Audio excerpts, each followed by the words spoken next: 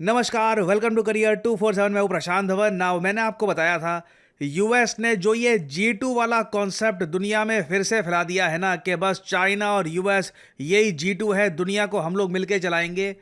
ये सब चीज़ें चाइना सुन के ओवर कॉन्फिडेंट होगा और ये कई देशों को धमकाना शुरू कर देगा। इंडिया के साथ तो चाइना के रिलेशंस धीरे धीरे आप कह सकते हैं रिपेयर हो रहे हैं, बट चाइना की कोई इंटेंशन नहीं है जापान के साथ अपने रिलेशंस ठीक करने की। चाइना ने डायरेक्ट वार्निंग दी है जापान को कि जापान को आग के साथ खेलना बंद करना होगा on the Taiwan question. Those who play with fire will perish by it. बहुत बड़ी स्टेटमेंट है इन लोगों की। और जापान की प्रधानमंत्री ने हाल ही में जो स्टेटमेंट दी है उसको देखकर कई ताइवान के लोग भी चिंता में आ गए। मैं आपको एक वीडियो दिखाता हूं, बहुत ही इंटरेस्टिंग है। जिस तरीके से भारत में बहुत सारे इन्फ्लुएंसर्स हैं जियोपॉलिटिक्स पर बात करते हैं, ऑब्वियसली आप समझ सकते हैं ताइवान तो एक ऐसा देश है जो लिटरली एक वॉर की तरफ देख रहा है। वहां पर तो डिफेंस जियोपॉलिटिक्स को लेकर बहुत डिबेट्स होते हैं।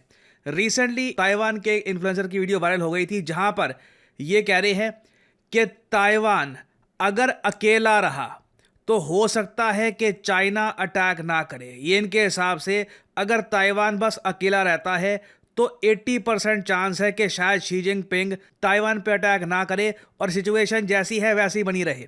मगर ये कहते हैं कि अगर ताइवान जापान के साथ जाके खड़ा हो गया और जापान के साथ मिलिट्री कोई हमने पैट कर लिया, जापान की मिलिट्री को इनवाइट कर लिया ताइवान में, तब ये कह रही है, मैं गारंटी दे के कह रहा हूं कि तब चाइना 10,000% हम लोगों पे अटैक करेगा। और फिर ये आगे ये भी कहते हैं कि वर्ल्ड वॉर 2 के दौरान आप अगर देखो तो जापान ने बताया जाता है 35 मिलियन चाइनीज नागरिकों को मारा था। ये हम सिविलियंस की बात कर रहे हैं। All the Chinese attach great importance to this period of history.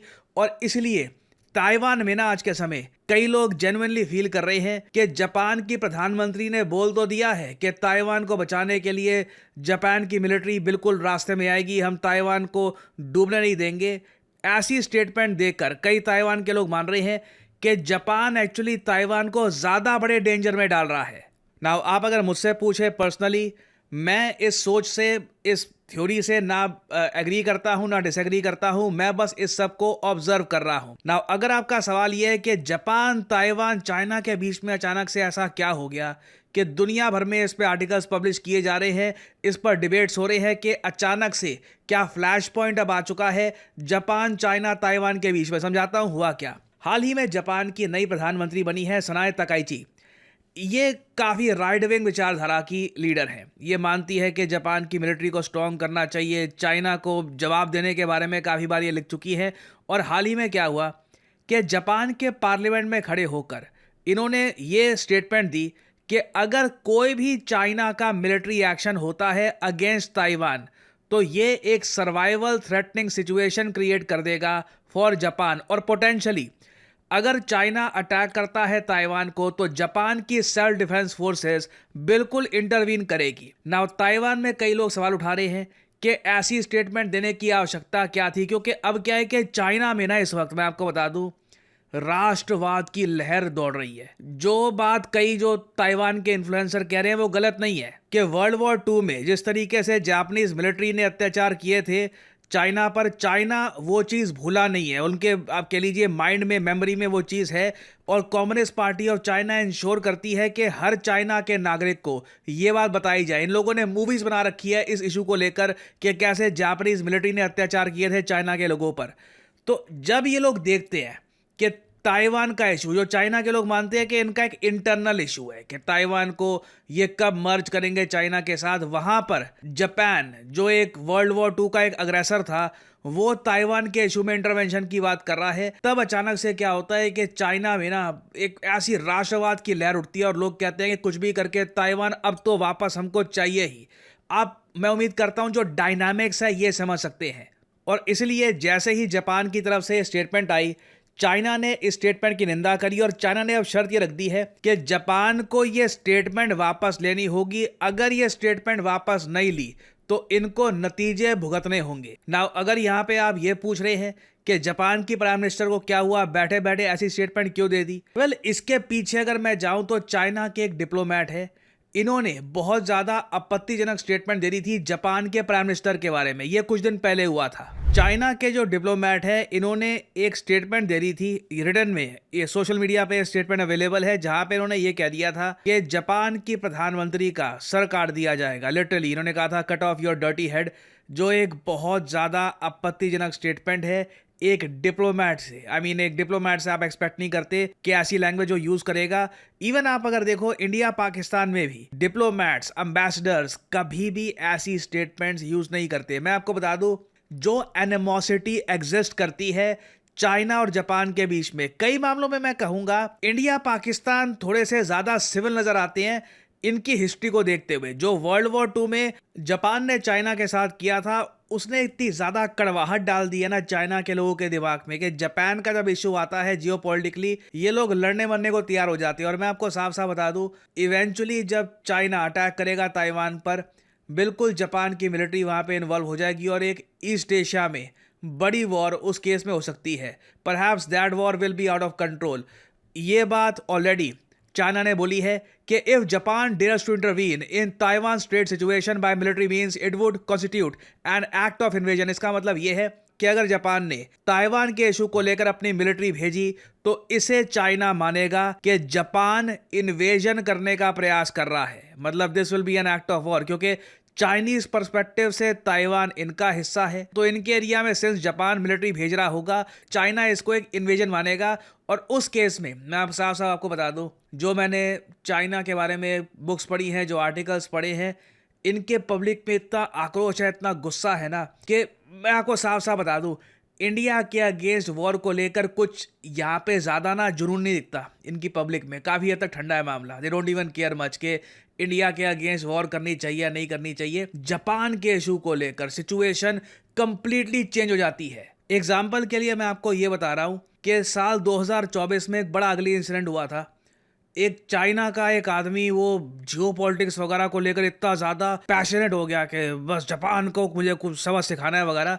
उसने 10 साल का एक जापानीज बच्चा देखा चाइना में, वो यहाँ पर as a foreign exchange student कुछ समय के लिए पढ़ने आया था। उसने जापान के उस 10 साल के बच्चे को मार दिया। इस इंसिडेंट को लेकर ऑब्वियसली देखिए, जब एक बच्चे की मौत होती है इस तरीके से, तो कई जो चाइना के नागरिक हैं उनको भी बुरा लगा। हालांकि कई लोगों ने ये भी बोला कि जापान ने भी वर्ल्ड वॉर 2 में हमारे बहुत सारे बच्चे मारे थे, बट एक तरीके से चाइना भी थम गया कि हमारे समाज में इतनी ज़्यादा नफरत है जापान के प्रति कि हम बच्चे मारने को भी यहाँ पर तैयार है। इवन जापान ने भी यहाँ पर कहा था कि चाइना को सोल सर्चिंग करने की आवश्यकता है कि ये इतनी ज़्यादा नफरत के साथ क्या नॉर्मल रिलेशंस मेंटेन कर पाएंगे जापान के साथ। क्योंकि एक बार को आप कह सकते हैं, जब वर्ल्ड वॉर 2 से लेकर अब तक अगर हम देखें तो 80 साल के आसपास हो चुके हैं, अभी तक वॉर नहीं हुई, तो अब क्यों वॉर होगी। देखिए, उस टाइम चाइना इतना स्ट्रांग नहीं था। आज के समय सबसे ज्यादा परफेक्ट टाइम है चाइना के पास ताइवान कब्जाने का, इवन जापान को मिलिटरीली बड़ा झटका देने का, क्योंकि ट्रंप ज्यादा इंटरेस्टेड है नहीं ताइवान को बचाने में। और साथ ही साथ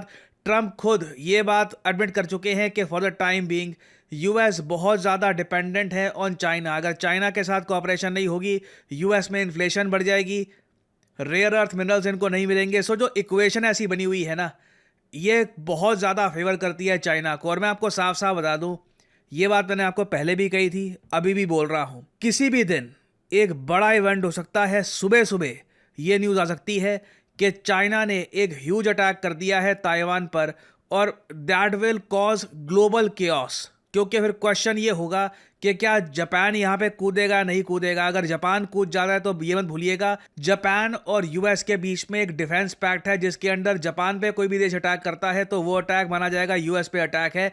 तो वहां पर देखना होगा कि क्या यूएस उस डिफेंस पैक्ट को ऑनर करेगा नहीं करेगा। इस वजह से मैं आपको बोलूंगा, इंडिया पाकिस्तान की कॉन्फ्लिक्ट से वर्ल्ड वॉर 3 नहीं होगी। चाइना और ताइवान की जो कॉन्फ्लिक्ट अभी इम्पेंडिंग होनी है, उससे बिल्कुल वर्ल्ड वॉर 3 के द्वार खुल जाएंगे। तो अभी के लिए जो भी सिचुएशन यहाँ पर डेवलप हो रही है, मैं इसको क्लोजली फॉलो कर रहा हूँ। कुछ अगर अपडेट्स आती है, क्योंकि चाइना कुछ करेगा, अभी डेफिनेटली कुछ करेगा। जापान अपने वर्ड्स वापस नहीं लेने वाला। चाइना डेफिनेटली आप देखोगे एक मिलिट्री एक्शन लेगा। वो मिलिट्री एक्शन क्या होगा, आई थिंक बहुत ही जल्द हमको पता लग जाएगा। कुछ अपडेट्स आती हैं इससे रिलेटेड, तो मैं आपके लिए अपडेटेड वीडियोस लाता रहूंगा। नाउ इमेजिन करिए, एक यंग लड़का है, इसका नाम है पोटेंशियल। जी हाँ, पोटेंशियल में कमाल का पोटेंशियल है। 12th रिसेंटली क्लियर करी है, अब यूनिवर्सिटी में पढ़ रहा है, but at the same time उसको पता है कि उसको अपना करियर भी स्टार्ट करना है। पोटेंशियल में देखो एक प्रॉब्लम है, उसको मैथमेटिक्स अच्छा नहीं लगता, ठीक है, उसको साइंस में कोई इंटरेस्ट नहीं था, उसको कोडिंग वगैरह करनी नहीं आती, मगर ही स्टिल हैज़ पोटेंशियल। अगर किसी कंपनी में एज एन एम्प्लॉय वो ऐड हो जाए, अपनी जी जान से काम करेगा and he wants to grow and build a better career, तो उसके सामने एक बहुत अच्छा रास्ता है डिजिटल मार्केटिंग का। एक तो होती है देखिए मार्केटिंग, कि मार्केटिंग में बीबीए एमबीए वगैरह करी, but digital marketing is all together different. आज के समय वेरियस कंपनीज ओपन हो रही हैं भारत में जो प्राइमरली डिजिटल प्लेटफॉर्म्स पर ही ऑपरेट करती है। वेरियस एडटेक कंपनीज हैं, वेरियस कंपनीज हैं जो ब्रोकरेज सर्विसेज प्रोवाइड करती हैं। आई मीन एक ह्यूमंगस सेक्टर बन चुका है भारत में डिजिटल इकोनॉमी का, और वहां पर हमें चाहिए डिजिटल मार्केटिंग एक्सपर्ट्स। और करियर 24 के साथ डिजिटल मार्केट अप्लाई करते हैं, आप अपना सर्टिफिकेशन दिखाएंगे, but at the same time knowledge is very important for growth. तो इस कोर्स के अंदर आपको 236 आवर्स ऑफ लाइव ट्रेनिंग मिलती है। This course in itself is first of a kind generative AI for digital marketing in India. और आपके पास golden opportunity है कि आप 15 नवंबर 2025 से पहले इस कोर्स में एनरोल करके अपनी जर्नी स्टार्ट कर सकते हैं इन डिजिटल मार्केटिंग, क्योंकि 15 नवंबर से बैच हमारा स्टार्ट हो जाएगा। जो क्लासेस हैं फ्रॉम द बिगिनिंग शुरू होगी, तो पहली जो क्लास है वो आप अटेंड कर पाएंगे। Everything will be fresh. तो ये डेट याद रखिएगा, 15 नवंबर 2025। अगर आपको डिजिटल मार्केटिंग का कोर्स करना है, कोशिश करिए इस डेट से पहले आप परचेज करके यहाँ पे एनरोल करें। It will benefit you ट्रेमेंडस। और अगर आप सोच रहे हैं कि ये कोर्स आपको खरीदना कैसे है, कैसे इसके बारे में और जानकारी आप प्राप्त कर सकते हैं, सिंपली अभी जो ये वीडियो आप देख रहे हैं इसके कमेंट सेक्शन में जाओ। कमेंट सेक्शन में ये आपको लिंक मिल जाएगा, इस लिंक पर करिए क्लिक, आपके सामने ये वेबसाइट का पेज ओपन हो जाएगा। अपना नाम डालिए, ईमेल आईडी डालिए, नंबर डालिए, डिस्काउंट कोड यहाँ पर डालिए PD10, ताकि आपको डिस्काउंटेड रेट पर ये कोर्स ऑफर किया जाए थ्रू करियर 247।